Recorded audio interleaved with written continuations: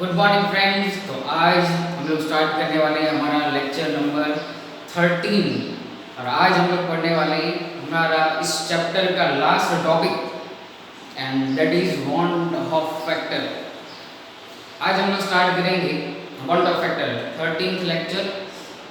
लेकिन उससे पहले जैसे कि हम लोग हर लेक्चर के अंदर करते हैं कि भाई रिवीजन जो लास्ट टाइम हमने किया था। लास्ट टाइम हमने क्या किया था तो सम्स किए थे किसके तो ऑस्मोटिक प्रेशर। होप कि आप लोगों ने सभी ने देखे भी होंगे और जो भी हमारे टेक्स्ट बुक के अंदर दिए गए हैं सम्स एक्सरसाइज हो या इंडेक्स हो या फिर एग्जाम्पल्स हो उन सभी के सम्स जितने भी है आप लोगों को ट्राई किए होंगे। आज जो स्टार्ट करना है that is want of factor. तो सबसे पहले हम लोग हेडिंग लिखें want of factor. Want of factor जैसे कि मैंने आप लोगों को लास्ट टाइम बताया था कि भाई इस चैप्टर का one of the most important question है ये वांट ऑफ फैक्टर। इस चैप्टर में से दो क्वेश्चन मोस्ट इंपॉर्टेंट है जो कि जेईई नीट में पूछे जाते हैं इसके एमसीक्यूज। तो वो कौन से तो सबसे पहला क्वेश्चन था कि जो वो ऑस्मोटिक प्रेशर और ऑस्मोटिक प्रेशर के क्वेश्चन हम लोगों ने लास्ट टाइम हमने सॉल्व किए और कॉलिगेटिव प्रॉपर्टी उसके भी हम लोगों ने क्वेश्चन सॉल्व किए थे। और आज हमें जो मोस्ट इंपॉर्टेंट क्वेश्चन जो है वो पढ़ना है दैट इज जेईई नीट का सबसे हॉट फेवरेट क्वेश्चन होता है।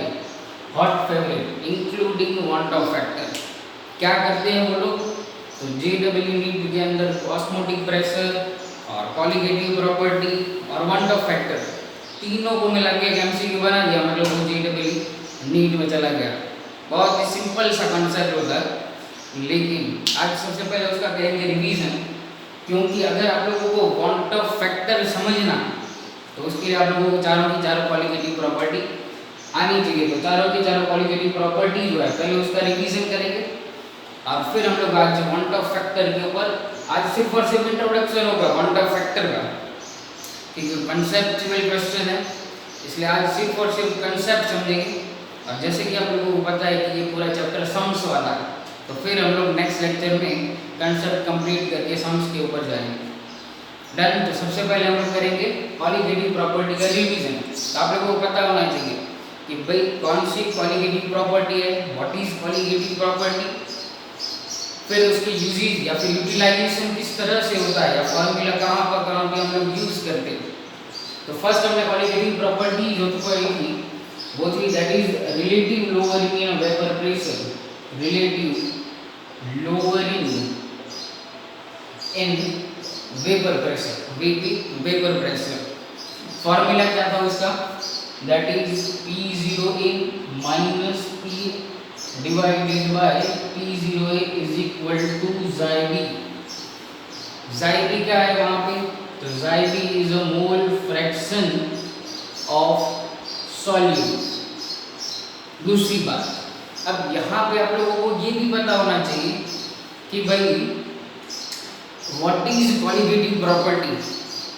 तो डेफिनेशन हम लोगों ने कहाँ पे पढ़ी थी तो जब हम लोगों ने समझा था Raoult's law for non volatile solute की और वहाँ पे हमने डेफिनेशन पढ़ी थी कॉलिगेटिव प्रॉपर्टी की।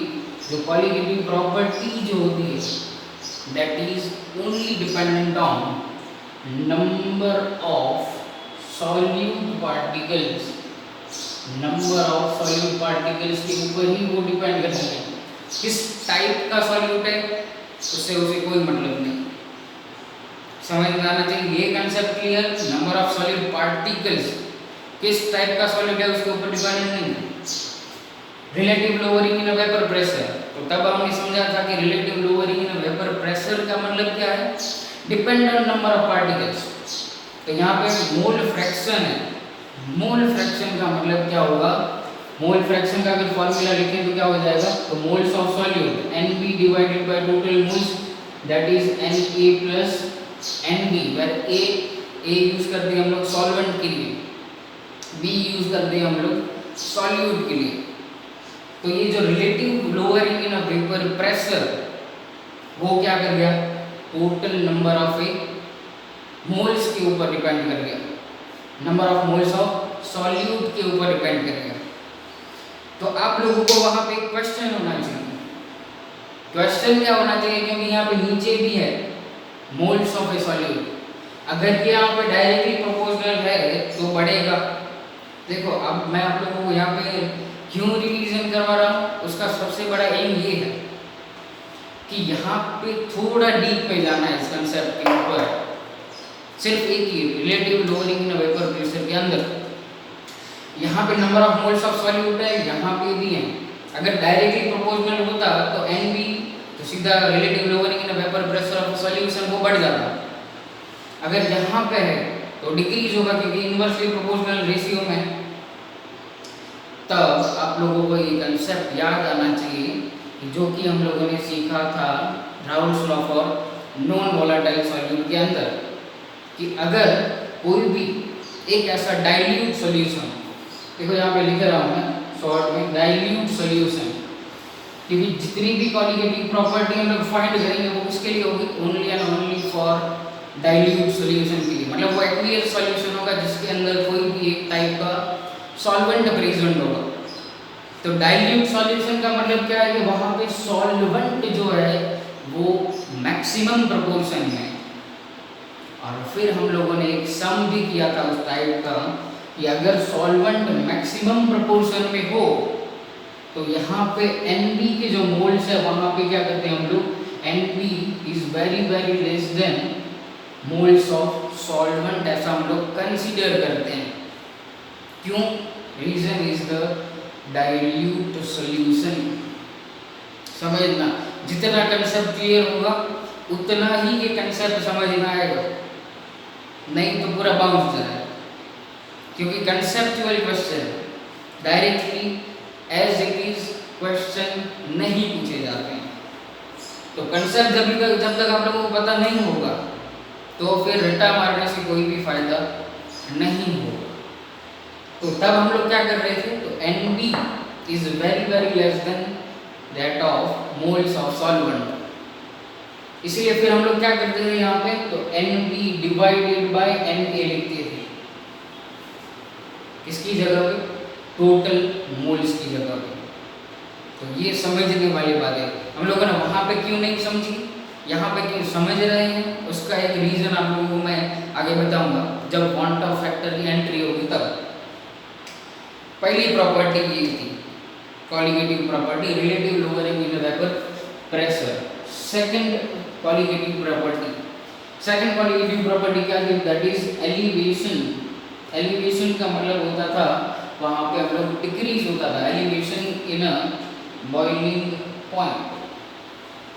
Elevation in a boiling point, तो elevation in a boiling point का फॉर्मूला क्या था, तो delta TB temperature difference is equal to क्या था, तो कांस्टेंट इब्यूलोस्कोपिक कांस्टेंट था। हाँ, इसे प्रोनाउंसिएशन बहुत अच्छी तरह से करने आना चाहिए। टेक्स्ट बुक वालों ने दो नाम दिए हैं इसके, एक नाम दिया गया है एलिवेशन कांस्टेंट, लेकिन अगर आप लोगों को कंफ्यूज करना है तो क्या पूछेंगे, what is ebullioscopic constant for this solution. तो अगर वो पता नहीं होगा तो फिर से कंफ्यूज हो जाओगे। इब्यूलोस्कोपिक कांस्टेंट मल्टीप्लाइड बाय मोलालिटी। अब मोलालिटी क्या होती है, Kb एज इट इज रहेगा। व्हाट इज मोलालिटी, तो number of moles of solute divided by molality है, डिपेंड कर वॉल्यूम के ऊपर डिपेंड नहीं करती तो क्या आ जाएगा यहाँ पे, mass of solvent in kilogram. तो ये रिवाइज क्यों किया, मोलालिटी है, मोलालिटी का ये भी फार्मूला है। और जब हम लोग इसको किलोग्राम में से ग्राम में कन्वर्ट करेंगे तो 1000 वाला फार्मूला भी आप लोगों को याद होना चाहिए। डिपेंड करता है किस टाइप का डेटा आप लोगों को दिया गया है क्वेश्चन के अंदर। एक ये फार्मूला, या फिर फार्मूला क्या लिख सकते हो आप लोग यहाँ से, तो मास ऑफ सोल्यूट लिखते हैं हम लोग, mass of solute.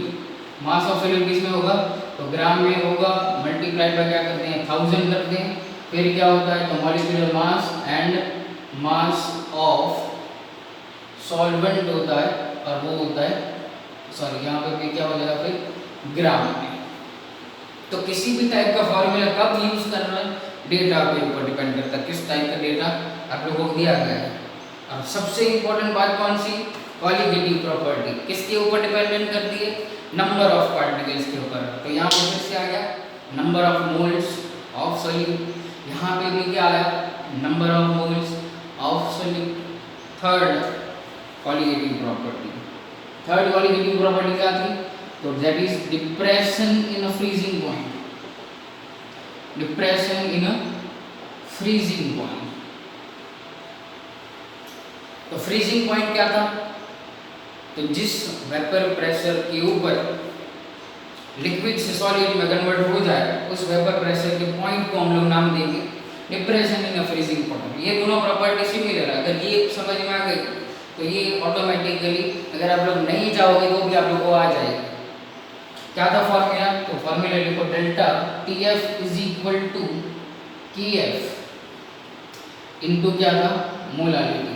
Same to same वही, यहाँ पे बॉइलिंग पॉइंट था, यहाँ पे क्या है फ्रीजिंग पॉइंट, यहाँ पे लिक्विड टू गैस या फिर लिक्विड टू वेपर ऐसे भी बोल सकते हो, और यहाँ पे क्या था लिक्विड टू सॉलिड में जाना। फॉर्मूला एज इट इज के जैसे डन। तो यहाँ पे किया, फिर हम लोग आगे बढ़ते हैं फोर्थ क्वालिटेटिव प्रॉपर्टी और one of the most important qualitative property. अच्छा यहाँ पे ये भी क्या है मोलारिटी है, तो यहाँ पे भी मोलारिटी, तो फिर से ये प्रॉपर्टी भी क्या होगी डिपेंड करेगी number of moles of solute के ऊपर। फोर्थ प्रॉपर्टी क्या है, तो osmotic pressure, osmotic pressure. Osmotic pressure के अंदर हम लोगों ने क्या सीखा था, तो तीन टर्म सीखे थे हम इसके अंदर। फर्स्ट क्या था, दैट इज डिफ्यूजन। डिफ्यूजन में हम लोगों ने क्या किया था, तो सॉल्यूट या सॉल्वेंट दोनों क्या करते हैं एक डब्बे के अंदर मूवमेंट करते हैं उसके पार्टिकल्स। समझ में आएगी कंसेप्ट, जितना क्लियर होगा उतना क्वेश्चन आप लोग सॉल्व कर पाओगे, नहीं तो सॉल्व नहीं होगा। ऑस्मोटिक प्रेशर एक डिफ्यूजन, दोनों तरफ से मूवमेंट होता है सॉल्यूट एंड सॉल्वेंट पार्टिकल्स का, एक सस्ता वाला पाइप मेम्ब्रेन लगा के। फिर हमने सीखा था ऑस्मोसिस। ऑस्मोसिस में क्या यूज किया था, SPM semi permeable membrane use किया था। फिर हम लोगों ने उस पर ऊपर से समझा था क्या ऑस्मोटिक प्रेशर, तो एक ऐसा प्रेशर जो क्या कर जाए उन सॉल्वेंट पार्टिकल्स को स्टॉप कर दे। तो स्टॉप क्यों करेगा, तो मूवमेंट जो हो रहा है उसको स्टॉप करने के लिए हम लोग क्या करते हैं, तो ऐसा प्रेशर लगाते हैं, उस प्रेशर का नाम दिया था ऑस्मोटिक प्रेशर। सिंबल क्या था, तो पाई यूज करते हैं सिंबल के लिए, और फॉर्मूला क्या था, तो MRT। टेक्स्ट बुक वालों ने यहाँ पे M की जगह पे क्या लिखा हुआ है, C, कैपिटल C, दोनों सेम है, M लिखो या C लिखो कोई प्रॉब्लम नहीं। M क्या था, तो मोलारिटी। मोलारिटी का फॉर्मूला क्या होता है, तो mole upon litre, number of moles divided by volume in litre, RT as it is. फिर हम लोगों ने इसके ऊपर से क्या सीखा था, तो आइडियल गैस इक्वेशन के ऊपर से क्या हो जाता है, pi V is equal to nRT। Ideal gas equation था 11th स्टैंडर्ड चैप्टर नंबर 5 के अंदर, तो वहाँ पे हम लोगों ने वो गैस के लिए पढ़ा था। हम लोगों ने यहाँ पे पाई को लेके क्या किया, लिक्विड सॉल्यूशन के लिए हम लोगों ने पढ़ा, लिक्विड के लिए ये आइडियल गैस है। अब यहाँ पे भी फिर से क्या हो गया, आ गया number of moles of solute and, तो फिर से वही हो गया कि भाई चारों की चारों प्रॉपर्टी किसके ऊपर डिपेंडेंट करती है, number of moles of particles के ऊपर। किस टाइप का पार्टिकल है उसके ऊपर डिपेंड नहीं करती है, ये आप लोगों को पता होना चाहिए, क्योंकि सबसे बेसिक कॉन्सेप्ट है। अगर कॉलिगेटिव प्रॉपर्टी का मीनिंग ही नहीं मालूम या फिर क्वेश्चन आने के ऊपर कंफ्यूज हो गए कि अब ये सॉल्यूट चेंज हो गया तो अब कैसे सॉल्व होगा, तो वो आप लोगों को अगर कंसेप्ट क्लियर नहीं है तो फिर से ये चारों के चारों कॉलिगेटिव प्रॉपर्टी रिवाइज कर लो एक और बार। अगर ये चारों कॉलिगेटिव प्रॉपर्टी क्लियर नहीं है तो वांट ऑफ फैक्टर की स्टार्टिंग ही नहीं होगी। आज मैंने जैसे आप लोगों को बताया कि सिर्फ और सिर्फ इंट्रोडक्शन लेना है, हाँ, पूरा कंसेप्ट आज भी खत्म नहीं होगा ऐसा। तो फिर पूरा समझ के एकदम डिटेल, रट्टा नहीं मारना है, रट्टा मारने से एक भी एमसीक्यू सॉल्व नहीं होगा, कंसेप्ट मस्ट बी क्लियर। हाँ चलो तो इतना फटाफट से आप लोग लिखो या फिर स्क्रीनशॉट ले लो, जो भी करना हो कर लो। अब हम लोग आगे बढ़ेंगे, यहाँ से जाएंगे हम लोग थोड़ा सा वांट ऑफ फैक्टर की तरफ, तो जाने देते हैं इसे। Okay, want of factor heading आप लोगों को लिखा हुआ,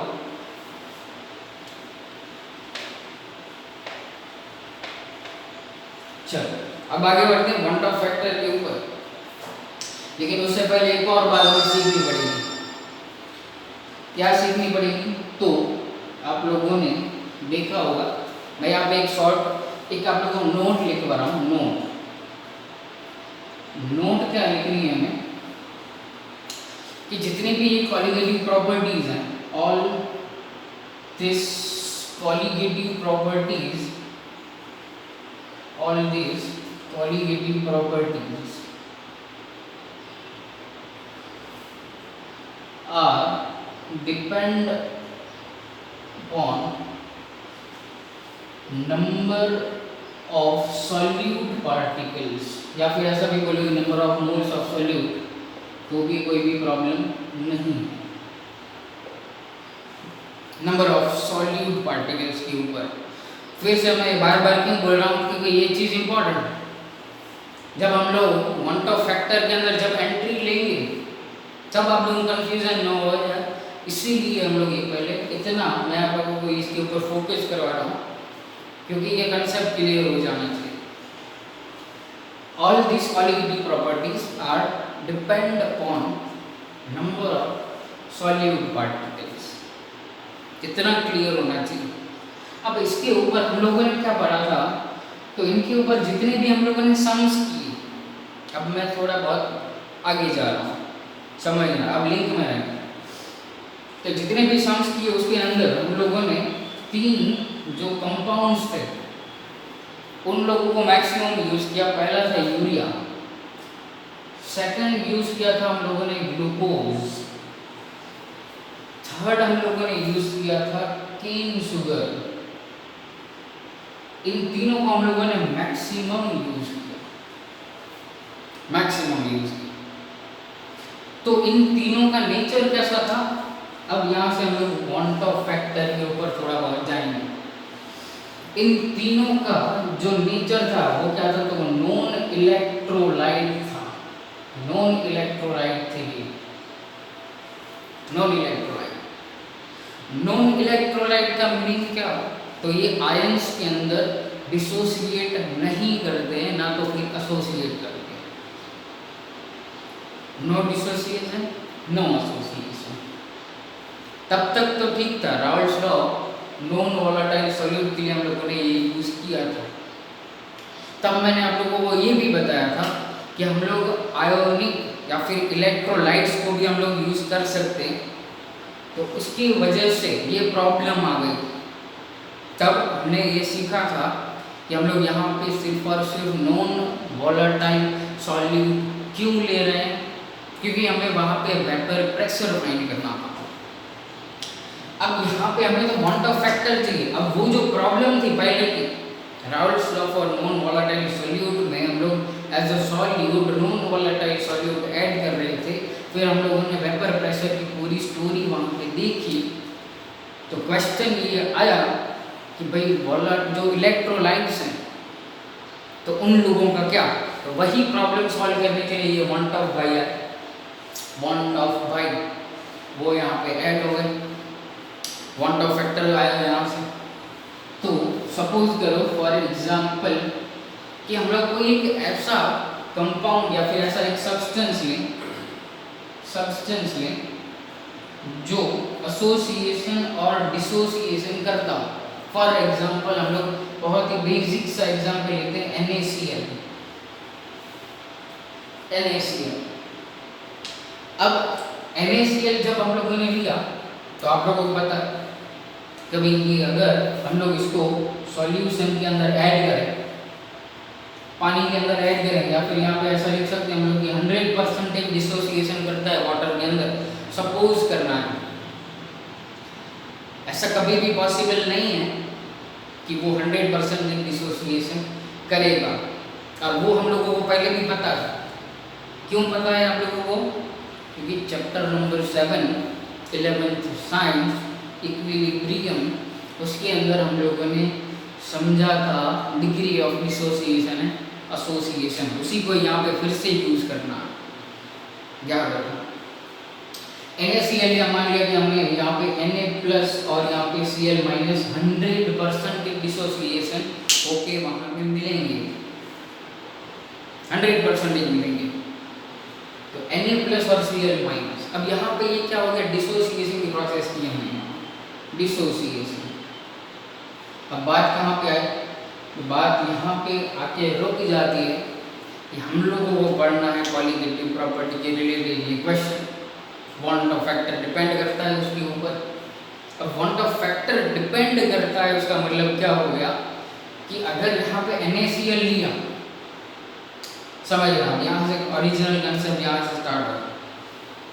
NaCl हम लोगों ने ले लिया 1 मोल, सपोज करो ये 1 मोल हो गया 100% डिसोसिएशन की। इनिशियली के लिए दोनों क्या होंगे, 0 ही होंगे, क्योंकि अभी तक हम लोगों ने उसको वाटर के अंदर ऐड नहीं किया है। फिर हम लोग क्या करते हैं कि उसको ऐड करते हैं वाटर के अंदर, तो ये मोल्स मिलते हैं। अब यहाँ पे थोड़ा स्टॉप करो, एक और एग्जांपल से मैं इसको समझा रहा हूँ, समझो। अगर मान लो कि आप लोगों को ऐसा कहा गया, अब मैं इसको नंबर ऑफ मोल्स को थोड़ी देर के लिए साइड में रख रहा हूँ। NaCl जो है, मान लो कि उसका इनिशियल वेपर प्रेशर, इनिशियल, क्योंकि हम लोगों ने Raoult's law for non volatile solute के अंदर यही पढ़ा स्टोरी वेपर प्रेशर के related, P0A - PA divided by P0A is equal to mole fraction of a solute.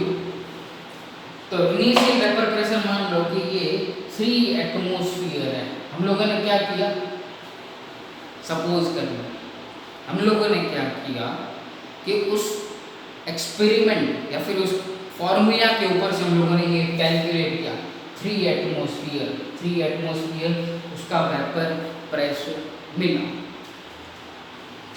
अब मान लो कोई एक ऐसा स्टूडेंट आ गया, उसने ये एक्सपेरिमेंटली कैलकुलेट किया वेपर प्रेशर, समझना, जहाँ से vapour want of factor start होता है। एक बार दिमाग से बाउंस गया तो फिर तकलीफ। Vapour pressure initially calculated vapour pressure, अब मैं यहाँ पे एक और वर्ड लिख रहा हूँ, कैलकुलेटेड वेपर प्रेशर, जो फॉर्मूला से आया उसकी वैल्यू हमने क्या लिखी है यहाँ पे 3 एटमॉस्फेयर जितनी लिखी। अब कोई एक ऐसा स्टूडेंट आया जिसने एक्सपेरिमेंटली ये किया, तो एक्सपेरिमेंटली भाई साहब को आंसर जो मिल रहा है वो है 6 एटमॉस्फेयर। अब यहाँ से प्रॉब्लम हुई स्टार्ट। जब हम लोग Raoult's law for non volatile solute सीख रहे थे तब इसको यूज किया नॉन वोलेटाइल सॉल्यूट को। तो नॉन वोलेटाइल सॉल्यूट क्या करता है, तो वेपर प्रेशर डिक्रीज करता है, इसलिए हम लोगों ने नाम दे दिया रिलेटिव लोअरिंग में वेपर प्रेशर। लेकिन यहाँ पे हमें रिजल्ट क्या मिला, देखो वो नॉन इलेक्ट्रोलाइट, ये टर्म भी बहुत इंपॉर्टेंट है।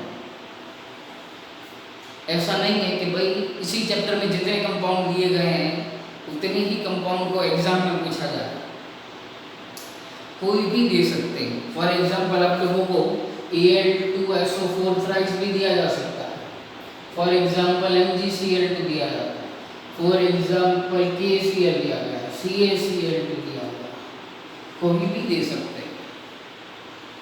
तब आप लोगों को ये पता होना चाहिए कि वो नॉन इलेक्ट्रोलाइट है कि इलेक्ट्रोलाइट। वो पता होगा तो क्वेश्चन आगे बढ़ेगा, आंसर आगे बढ़ेगा, नहीं तो क्या वहीं पे क्वेश्चन स्टॉप कर जाएगा। 3 एटमॉस्फेयर मिला, एक्सपेरिमेंटली जो वैल्यू मिली वो 6 एटमॉस्फेयर मिली। तो प्रॉब्लम यही आया और इसी प्रॉब्लम को सॉल्व करने के लिए हम लोग पढ़ रहे हैं want of factor, want of factor, और उसका सिंबल जो होता है वो है आई स्मॉल दिया जाता है, दैट इज सिंबल। तो ये प्रॉब्लम आ गई। तो देखो अब क्यों प्रॉब्लम आई उसे समझते हैं। फिर से मैं वही बात आप लोगों को कहूँगा, कॉलिगेटिव प्रॉपर्टी ये डिपेंड करती है ये वांट ऑफ फैक्टर, इसलिए कॉलिगेटिव प्रॉपर्टी आना बहुत ही इंपॉर्टेंट है।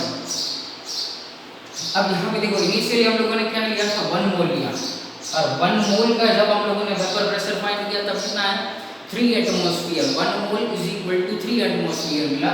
जब अब डिसोसिएट हो गया, इक्विलिब्रियम चैप्टर में हम लोगों ने पढ़े हैं कि भाई जितने मोल्स आयंस मिले उतने ही वो क्या होंगे उसके नंबर ऑफ मोल्स। अगर 1 मोल NaCl वाटर के अंदर डिसॉल्व करता है तो ये भी क्या मिलेगा, 1 मोल ऑफ Na प्लस मिलेंगे और ये 1 मोल ऑफ Cl माइनस मिलेंगे। तो टोटल कितना हो गया, नंबर ऑफ मोल्स टोटल करेंगे तो ये क्या हो गया 2 मोल्स मिला यहाँ पे।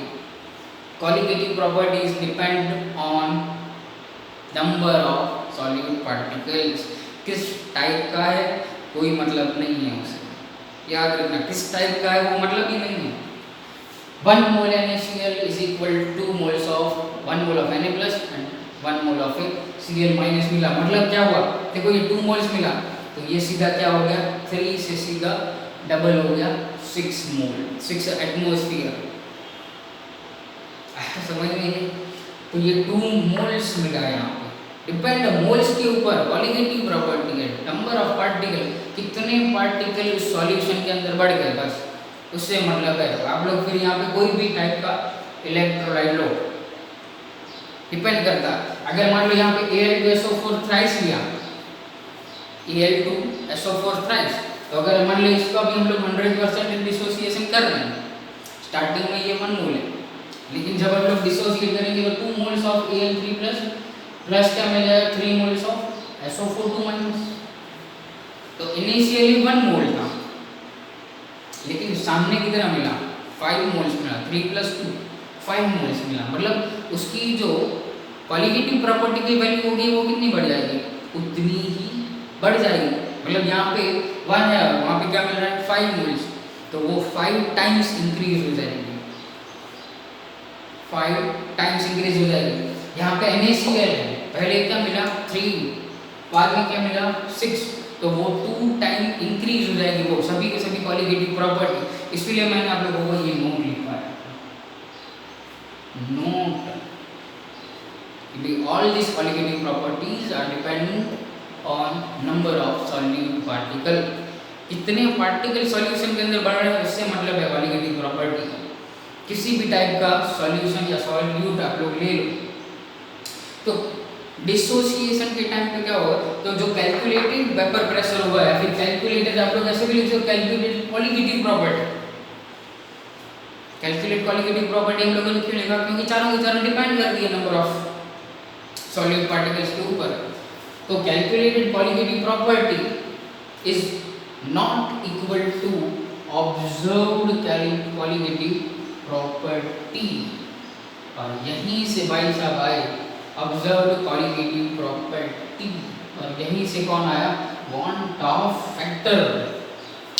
इसीलिए ये इंपॉर्टेंट हो जाता है, क्योंकि पहले आप लोग जो फार्मूला से वैल्यू कैलकुलेट करते हो वो आती नहीं, और ऑब्जर्व कॉलिगेटिव प्रॉपर्टी है तो वो डिफरेंस हो जाती है। डिपेंड करता है कि किस टाइप का, वहाँ पे आप लोगों ने Al2SO4 थ्राइस दिया हुआ है, MgCl2 दिया हुआ है, K4FeCl6 दे सकते हैं वहाँ पे पॉसिबिलिटी। NaCl से हम लोगों ने समझा, अब ये तो सिर्फ एक केस था डिसोसिएशन का, डिसोसिएशन का एक केस। तो क्या हम लोग कॉलिगेटिव, अब थोड़ा यहाँ से इसको मिटा देते, कॉलिगेटिव प्रॉपर्टी को यहाँ से थोड़ा मिटा देते हैं। अब इतना थोड़ा लिख लिया हो तो जाने के से चलो। अब इसके ऊपर से हम लोग जाते हैं अब फॉर्मूला के ऊपर। What is the formula, formula of want of factor, want of factor का फॉर्मूला लेकिन उससे पहले फिर से मैं ये एग्जाम्पल लिखना चाहूँगा क्योंकि आप लोगों को थोड़ा बहुत फिर से रिवाइज हो जाए। NaCl हम लोगों ने ले लिया 1 मोल, दूसरी साइड हम लोगों ने लिया 100% डिसोसिएशन हो रहा है ऐसा मान लेते हैं, लेकिन एक्चुअल में होता नहीं है। आगे हम लोग पढ़ेंगे डिग्री ऑफ डिसोसिएशन के अंदर उसका फॉर्मूला। ये 1 मोल था, ये 0 0, फिर कुछ निकला हो टोटली ये क्या बन गया 2 मोल्स बन गए। यहाँ पे इक्विलिब्रियम पॉइंट जब आएगा तो ये बन गया 2 मोल्स। डन। तो अब NaCl पॉलीगेटिव प्रॉपर्टी डिपेंड करती है नंबर ऑफ सॉलिड पार्टिकल्स के ऊपर। तो जितने नंबर ऑफ पार्टिकल्स बनेंगे, नंबर ऑफ पार्टिकल्स, अब ये नंबर ऑफ पार्टिकल्स कैसे आप लोग कैलकुलेट करेंगे? तो आप लोगों को कैलकुलेट करना है total number of particles, total number of particles. 11 science chapter number 1 याद करो आप लोग, बेसिक कंसेप्ट ऑफ केमिस्ट्री के अंदर हम लोगों ने पढ़ा था 1 mole is equal to 6.022 × 10⁻23 molecules हो, वो एटम्स हो, आयंस हो, इलेक्ट्रॉन्स हो, कोई भी हो। तो टोटल अब यहाँ पे 1 मोल है, यहाँ पे 2 मोल्स हो गया, मतलब सीधे डबल हो गए नंबर ऑफ पार्टिकल्स। तो उतनी ही क्वालिटेटिव प्रॉपर्टी क्या हो जाएगी, बढ़ जाएगी। डिपेंड करती है नंबर ऑफ पार्टिकल जितने बढ़ेंगे उतनी ही क्वालिटेटिव प्रॉपर्टी इंक्रीज होगी या फिर डिक्रीज होगी। अब मैं यहाँ पे दोनों वर्ड को यूज कर रहा हूँ, या इंक्रीज होगी या डिक्रीज होगी। क्यों इंक्रीज? अभी हम लोगों ने डिसोसिएशन के अंदर देखा कि वो इंक्रीज कर गई 3 से लेकर 6 में, इतना टाइम इंक्रीज हो गई। तो जब एसोसिएशन होगा तो क्या हो जाएगा, पॉलीगेटिव प्रॉपर्टी की वैल्यू जो है वो डिक्रीज होती है। इसलिए मैं यहाँ पे क्या लिख रहा हूँ, दोनों लिख रहा हूँ कि अगर नंबर ऑफ पार्टिकल्स इंक्रीज करते हैं तो पॉलीगेटिव प्रॉपर्टी इंक्रीज करते हैं, अगर नंबर ऑफ पार्टिकल डिक्रीज करते हैं तो पॉलीगेटिव प्रॉपर्टी डिक्रीज करती है। इसीलिए तो मतलब क्या हो गया, तो अब मैं लिख रहा हूँ यहाँ पे formula of van't Hoff factor i. I का फॉर्मूला क्या होगा, तो total number of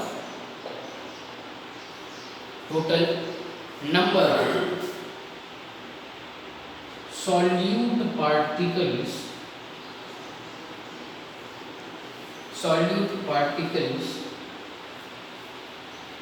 after NaCl से जब Na+Cl- बनेंगे तब आफ्टर डिसोसिएशन और एसोसिएशन divided by